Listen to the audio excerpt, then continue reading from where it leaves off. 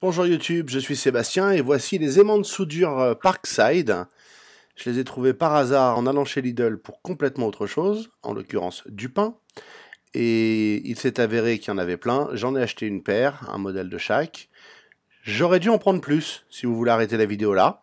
Si vous restez néanmoins, je vous montrerai comment nettoyer ces aimants de toute la petite limaille de façon simple, efficace, et ça a changé ma vie. Donc les aimants, il y en a un qui fait 45, 90, 135 degrés, c'est le plus classique de tous, on le trouve partout. Vous n'avez pas de poste à souder si vous n'avez pas cet aimant, et vous avez peut-être cet aimant sans poste à souder, mais enfin ça manque un peu d'intérêt.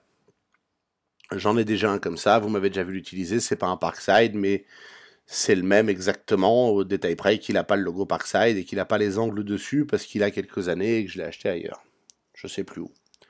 L'autre est plus intéressant, c'est un double aimant relié, ce qui permet de caler des positions et des barres et des parallèles éventuellement entre eux. J'ai pas vraiment d'utilisation immédiate pour ça, mais il y en a, ça ne fait aucun doute. Et au prix de ces aimants, sans hésiter, il faut les acheter. C'est précisément ce que j'ai fait et quand je retournerai chez Lidl, j'espère qu'il y en aura encore. Ils tiennent très bien, il n'y a pas de doute.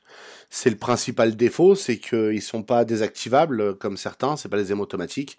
Donc quand vous les mettez, mettez-les bien et les caler n'est pas toujours évident. Mais sans ça, si vous n'êtes pas prêt à dépenser des fortunes dans des aimants automatiques, il n'y a pas vraiment d'alternative pour ça. Donc vous avez plutôt intérêt à accepter votre sort et le fait qu'il faille caler les aimants.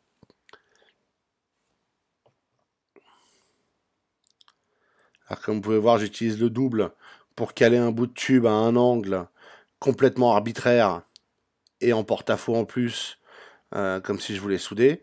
Ça permet une certaine souplesse, on va pas se mentir. Je vous la recommande.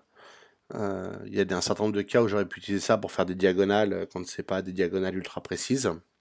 Bref, cet aimant double est un accessoire utile à avoir, surtout si vous faites de la soudure de meubles, portails et autres joyeusetés. Quant à l'aimant à 90 degrés, c'est un classique. Il est solide, il est durable. J'en ai déjà un, je vous dis depuis des années. Un deuxième peut pas faire de mal.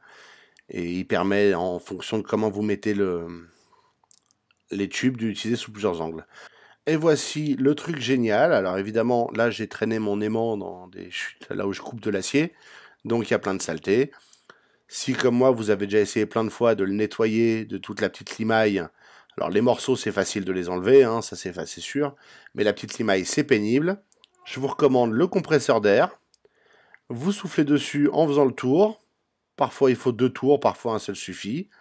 Avec la petite soufflette. Et vous nettoyez les limailles qui se font expulser par l'air. Alors évitez de le faire en regardant vers l'aimant.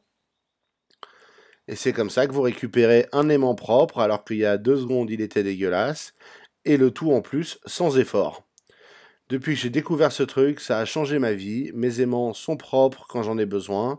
J'ai plus besoin d'essuyer une face aux dépens d'une autre pour pouvoir les utiliser.